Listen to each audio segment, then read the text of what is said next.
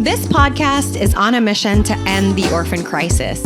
You're listening to Family is the Answer, powered by Podcast Network Asia.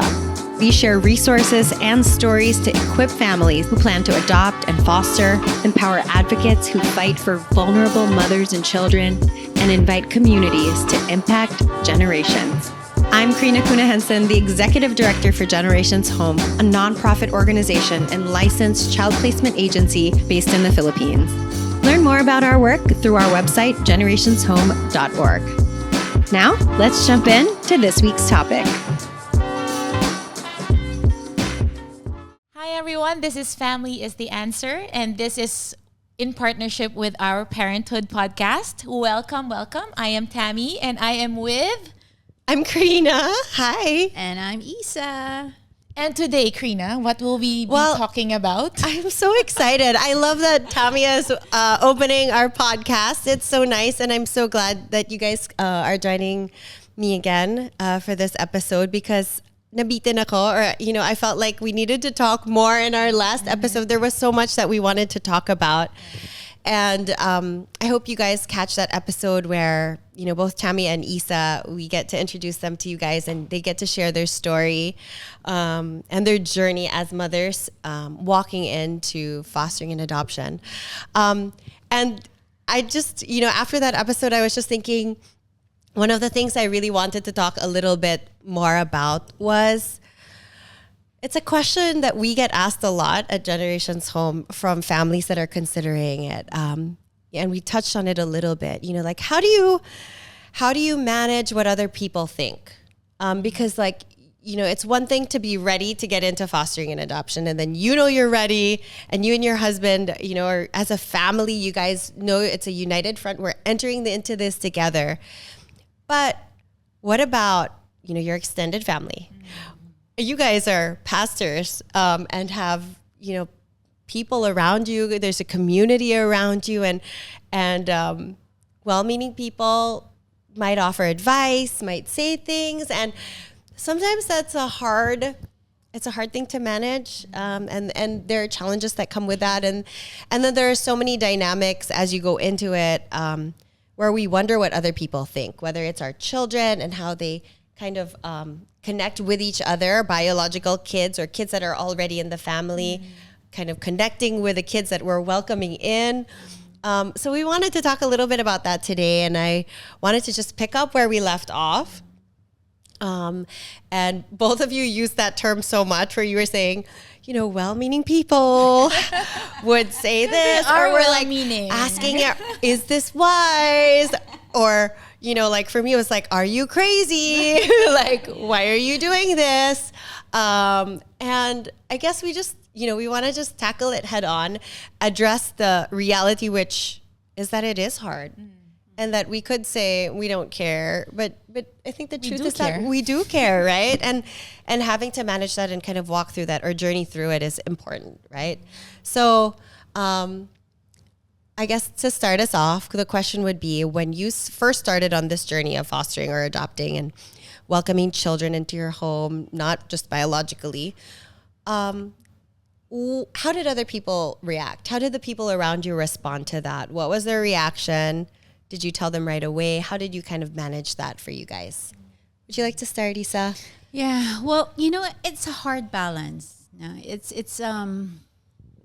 So like you do want to say, I remember when we started praying about it, I mentioned in our previous podcast that it was just between Pastor James and I and our biological children. We didn't tell anyone. Was that intentional? It was intentional. Okay. Because we wanted it to be clear voice of the Lord to us without the influence of other people. Although the Bible does say that, in the midst of godly counsel, there is wisdom, right? But we really wanted it to be just between God and us. So, and I think it was, I don't know if it was more of, I wanted to protect my family from whatever other people are going to say, because I knew ahead of time what they were going to say. You had a feeling. I had a feeling. There was going to be a reaction. And I was right. Okay. Because after we told them, that was exactly what I heard in return.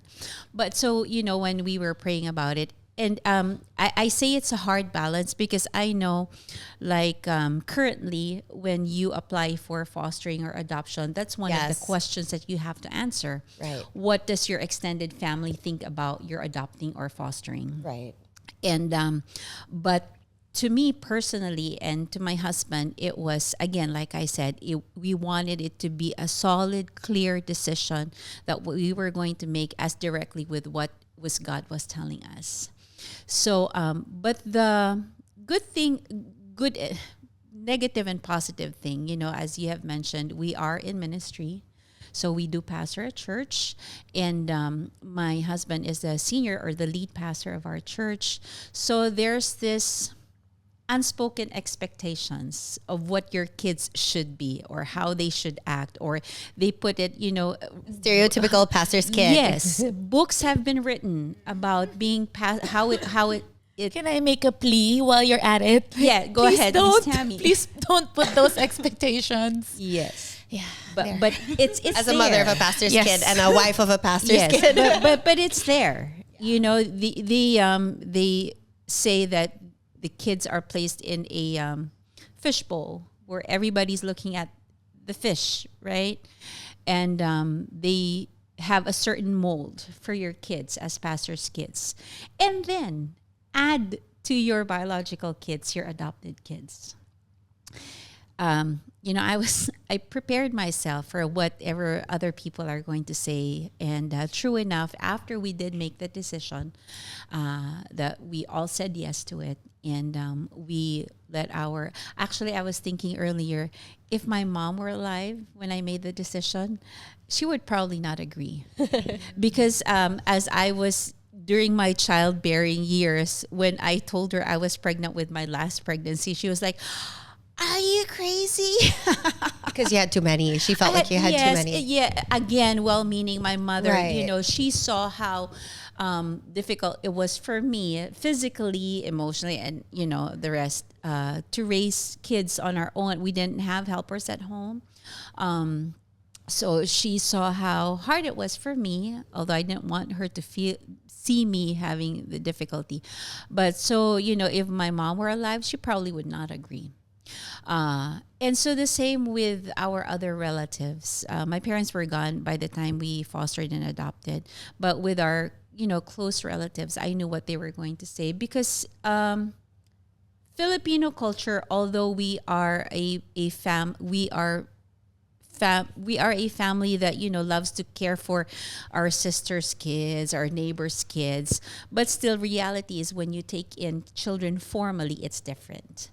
So that's why I wanted us to really make sure that when we made the decision, it was clear that we were hearing what the Lord was going to say, so that whenever other people will have their input, we already know what to say. This is God's plan for us.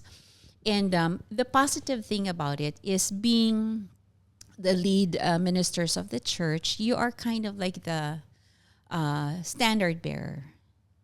So even if they disagreed, it was only my close relatives that voiced out their hesitations. But the church family, I didn't hear any negative thoughts about it. So they accepted it because they knew that we had prayed about it and it was a solid family decision. So even if they disagree, they didn't let us know. Nobody, Yeah, so like, that's, I'm curious because, like, I can imagine, you know, with you guys, the number of kids that have come in, right? It's not, we're not just talking one or two, but actually many children coming in, and then the financial burden of that. And, you know, I guess the fear is that when things get hard, is someone going to say, like, "I told you so"? It's because you took in so many kids. That's why you guys are struggling, right? And it's almost like you brought it upon yourself. Was there ever that? Did you ever have to? I can only think of one person, and this is like, this person is really, really close to me. So she feels comfortable telling me those thoughts of hers that she's had. But otherwise, I think that's why we like having support groups, because it's a safe space where you can share your difficulties that you're not able to share with others. Right. So it's there, but you don't put it out. because you don't want, the negative feedback after they learn about the difficulties. But that's why you're there. I can, even before we started, right? Just earlier, I was sharing with you thoughts that I'm not able to share with other people. Right. Because you understand and others won't. So yeah, there are some, I guess it's complicated, but there are, you need to journey alongside other people who are walking a similar path, because not everybody will understand, and that's okay. And I just wanted to touch on that because you mentioned, like, we ask, Generations Home is a licensed child placing agency, so we do ask that question, like, what does your extended family think? And I just want to say, for the record, there's no right or wrong answer. Like, it doesn't disqualify you if you were to say that they're not happy about it. Obviously, our hope is that everybody would rejoice over it and would celebrate the fact that you're welcoming a child into your family. But it doesn't disqualify you. And I think we're looking for people who are entering into it with eyes wide open. They know that not everybody will agree, but what we are looking for is that resolve to say that if, the rubber meets the road and I need to choose, I will choose to take sides with my child, right? And we are ready for people to not fully understand, to not fully agree, but, we're ready for that. I love that word, resolve. Yeah. Because I think that, we can't expect everybody to understand. Everybody will be on their own journey.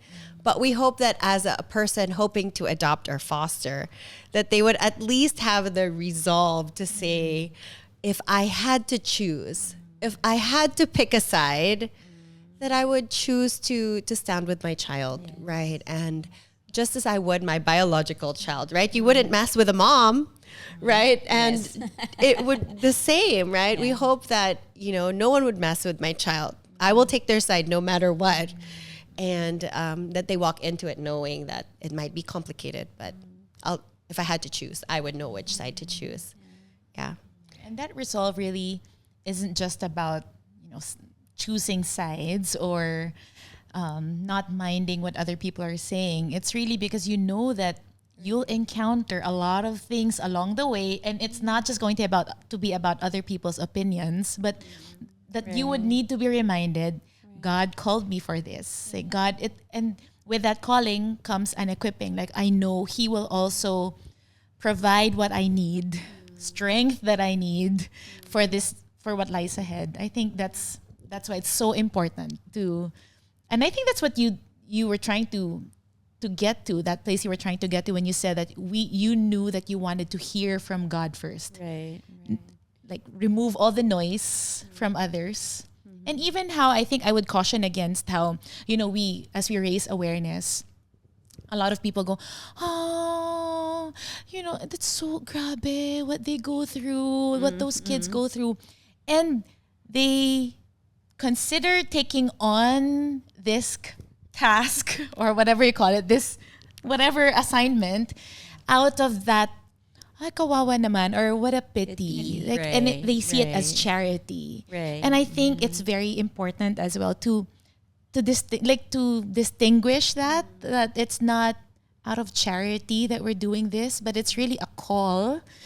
So it's not like, kawawa naman, and then when the emotions are not there anymore, okay, on to the next thing that will tug my heart or something like that. And I do hear that as well. So it's like, there's a fine line too that I think that we need to be just try to distinguish. I don't know if you get what I'm trying to say. I totally get it. And I think that it comes alongside when people say, like, when you tell somebody that your child was adopted or that they're not biologically related to you, they sometimes make comments.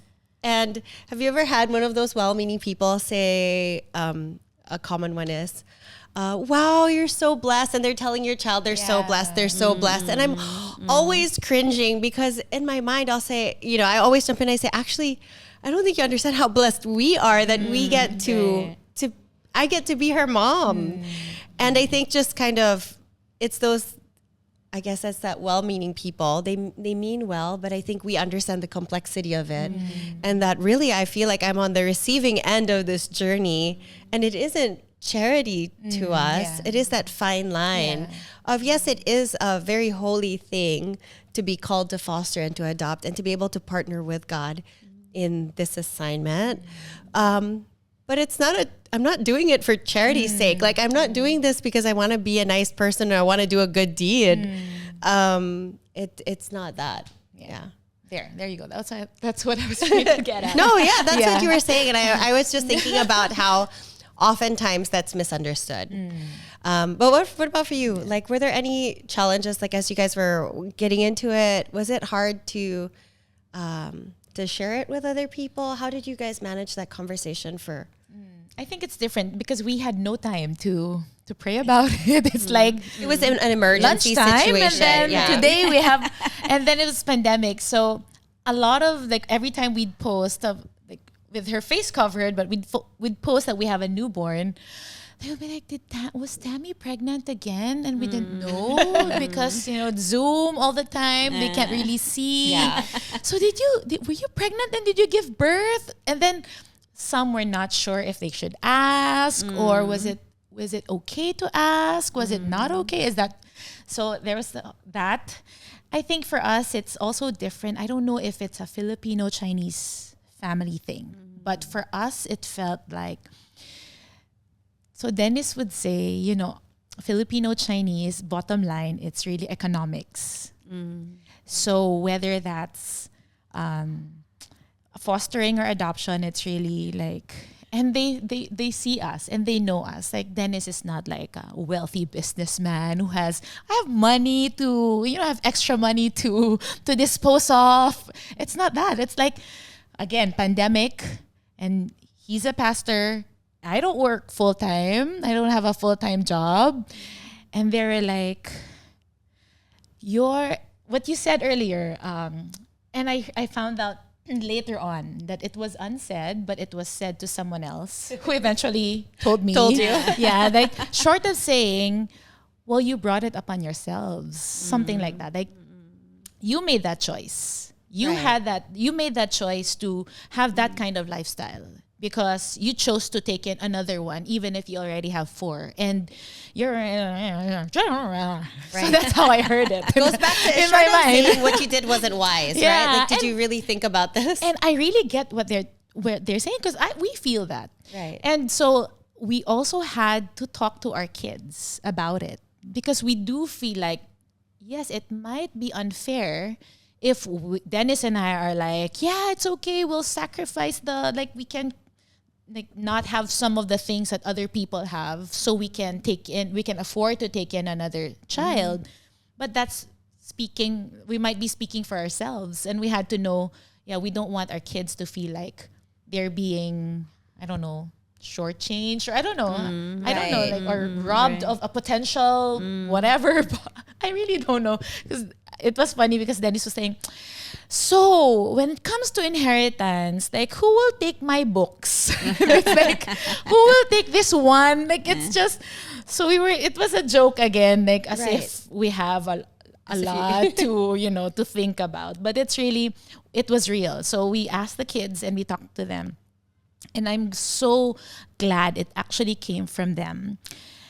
And they said, okay, so we go on vacations, but then just not mind that that we have this child that we can actually take in, and we overlook that just so we can have more vacations. I think, and they didn't even finish the sentence, but it was a statement like, for them, they were willing, right, to not go on as many vacations, or maybe not have the nicest whatever thing, nicest clothes, nicest stuff, if it means that we can afford to take in. Yeah, there. Because, and that time, that was a conversation of whether or not we were going to house. And it was just not even long-term care. House another child. And so we were like, you already have your foster child with you, and then you're thinking of taking another one. And it's like, that's why we said we're praying about it, because we know it's not something to rush into blindly. But so that's what we heard from them. And it gave me a peek of what's in their hearts. That they know the value of a life. Yeah. And that economics is really nothing compared to the value that this is our economics. Like we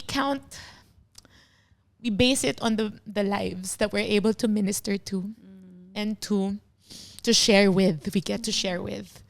So, yes. I feel like we're going to cry a lot on this podcast. I don't even know if I answered the question. I think that I just wanted to say that I think it's so nice that,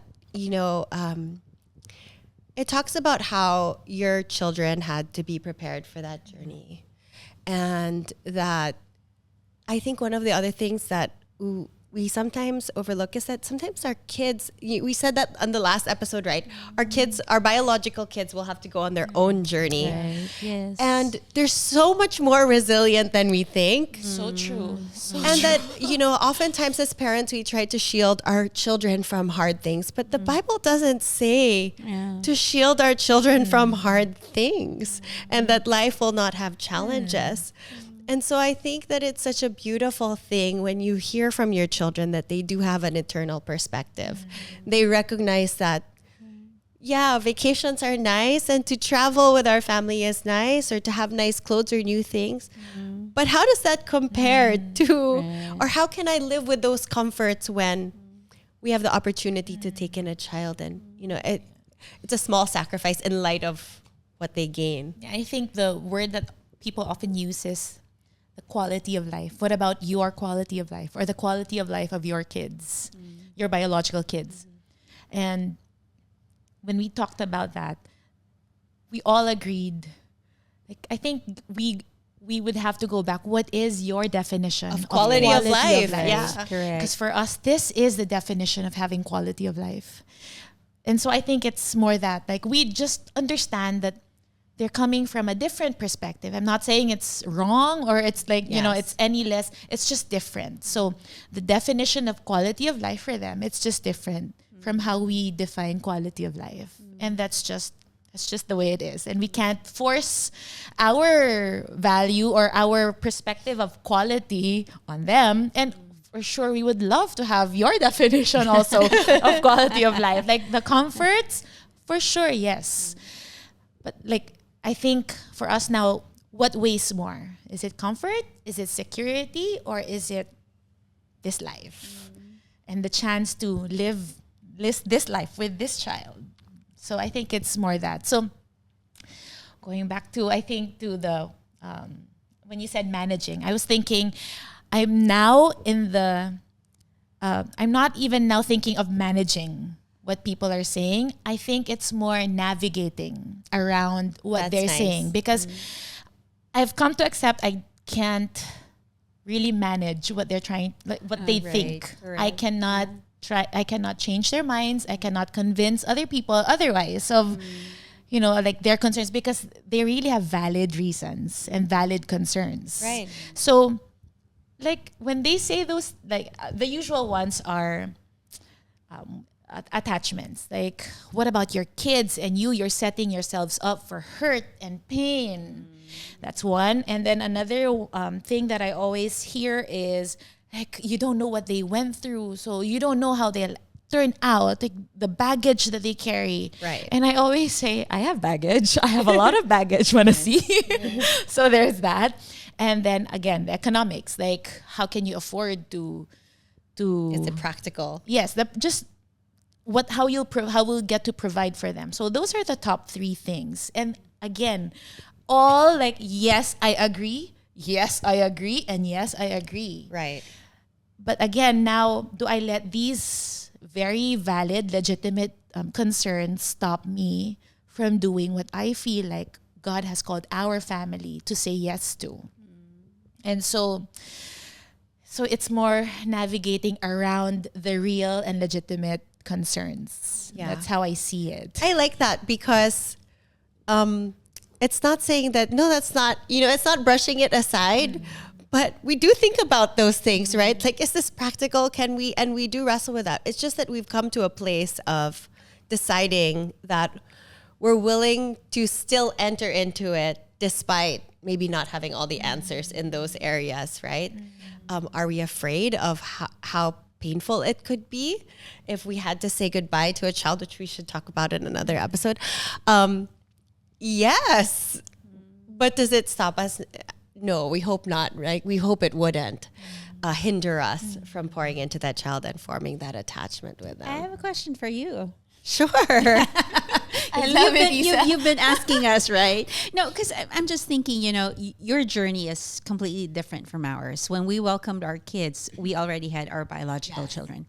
And I was just wondering, with the same question, how did you manage when you finally decided that you wanted to take in this precious baby because it was after a loss? Yes. So were you ever questioned about it? Like, oh, you're just taking this in because, you want to fill in that emptiness Like a in your replacement heart. baby, yeah. And then now that, you have 3 kids growing up and, having to help your daughter with her own personal difficulties that she's been having, do people ask you or tell you, I told you it was a wrong decision, or something like that? Like how do you manage? Well, you know what? Thankfully nobody said that. I don't think we've ever come to that point. But I remember distinctly, because I was mindful of that, because we had come out of a loss. But the Lord really used that loss in a sense to prepare my heart for something. And it's humbling because I know that if we didn't lose Celine, think about it. And it's humbling for me because I know that if I didn't have the courage to release her to the Lord, that I would have never gone on this journey. The Lord had to use that grief and that loss and that place of brokenness to prepare my heart. It's just what it took to be able to prepare my heart. To till the soil, something had to break. And I know that, and that's a painful reality. It doesn't mean I ever look back and I'm grateful I walked through it. Yeah. But I know that that's what it took for God to be for me to be able to hear the Lord and to hear his voice with that clarity that I did when I heard him speak to me and give me this heart for the vulnerable children in our country. And so I was mindful and I was patient. But I also said, I'm not going to let this, that's why I did the hard work of grieving her loss. I remember we were mindful because it was like, I knew the Lord was preparing me for something. And I said, Lord, I want to do the hard work of grieving her loss now, because when the time comes that you call me into the next thing, I want to be able to enter into it, not wondering whether I had unfinished or unresolved, like an unresolved season with you. And so I was so mindful. I was really deliberately, I was grieving. I was trying to talk through my grief. I was blogging about my grief. It was like, I was trying to make sure I was processing because I could sense that the Lord was preparing me for something. And so when the time came to say yes to her, it was like a yes. It was almost like, what are you waiting for? You already prepared for a child. It's like, it was to the simplest things of, you already bought a stroller. You already have a car seat, which is like stored somewhere. Well, what else are you waiting for? It's almost like it gave me the courage to also say yes. But that doesn't necessarily mean that everybody, it was a surprise to a lot of people. I don't think anybody ever expected us. And I'll never forget the day I walked into DSWD and I was being interviewed because it was an independent placement. So I hadn't, gone through an adoption. We were trying to process and legalize all the paperwork. And then the social worker that was interviewing us, I don't even remember who this was. They just said to me and John as we walked in, "Ang bata-bata nyo pa, ba't kayo mag-adopt? Di ba kayo magkaanak?" And, in English, like, you guys are so young. Why are you adopting? Can't you have biological kids? And I kind of looked back at her and I was like, but it's in our heart to adopt. It's not because we can have biological kids. It was a deliberate choice of ours to welcome her into our family through adoption. It's for those who know what it's like to be a child of God, who know what it's like to be adopted into a family, because you can't replace, one doesn't take the place of the other. but there was that kind of impression. And I know people were thinking that. I wonder if she's adopting because she can't biologically have kids or can't conceive naturally. We always knew we could, because what happened with Celine was it was an umbilical cord accident. So it wasn't like congenital. We knew it wasn't something that we had to worry about. It was an accident, but we did have to navigate that, and we did kind of have to make sure that.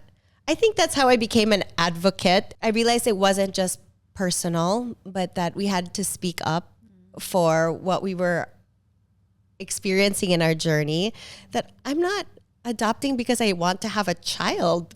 That wasn't the motivation. It was a lot deeper than that. It wasn't the charity, angle to, that's not why. It's not because we can't have a child, but it's because God did something in our heart, and we felt really a strong call from the Lord to walk this path. But it's true, families get asked that a lot, and that's not a bad thing to consider adoption because you'd like to add to your family, but I think you have to wrestle with it to the place where it's more than that. It's an understanding that I'm giving my family to a child. I'm not trying to have a child be added to our family. Do you know what I mean? Yeah. But it's hard. It's hard. And I think you do have to navigate what other people think, regardless of what season you enter into it and who's watching. And I guess we can rest in the fact that not everybody has to agree with our journey. They don't always have to understand. But I think that the truth is that a lot of people are watching, and it's not for them. We're not on this journey to gain the approval or the applause of man. And I find that God always, like, on the one hand, there are those who will really like watch and see until the time that they can say, that's what I was talking about. See, I told you so. Yeah. And then on the other hand, because God knows we need people who will journey with us, He also gives us people who will rally us on and cheer us on and just, okay, I'll help you through this. Yes. And we've had that. So we've had those who would question and be on the lookout and just wait and see. And there are those who are also like really helping us, like wanting to see us succeed also in this, like, okay, you can do it.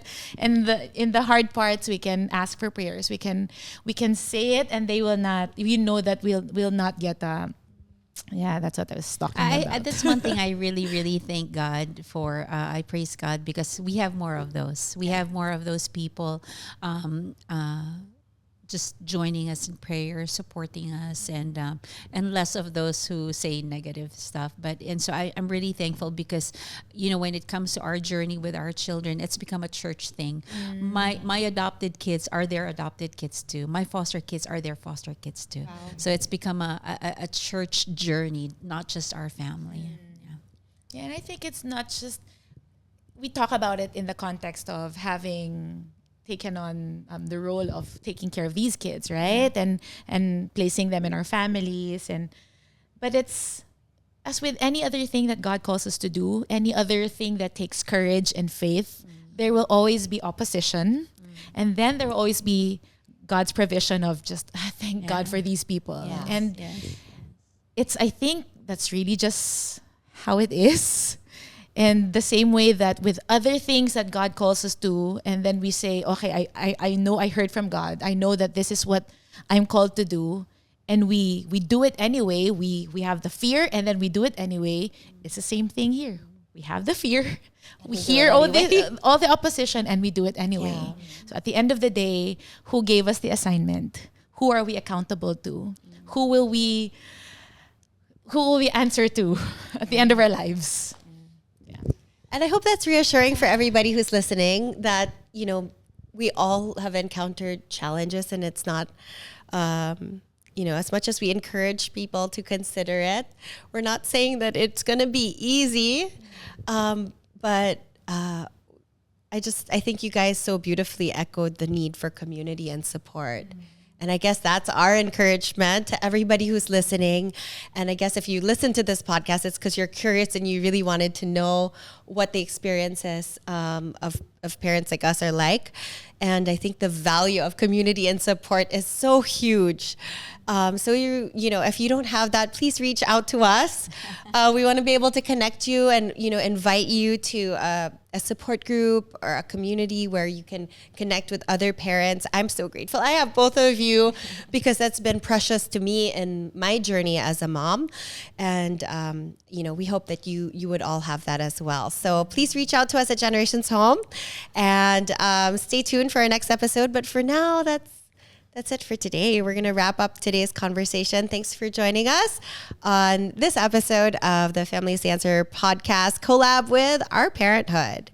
Thank you. That was the Family's the Answer podcast by Generations Home, powered by Podcast Network Asia. Learn more about ending the orphan crisis and fueling our work through our website, generationshome.org. You can also find us on social media, on Facebook, Instagram, and LinkedIn. If you found this podcast helpful, please leave us a rating so more people can find it too.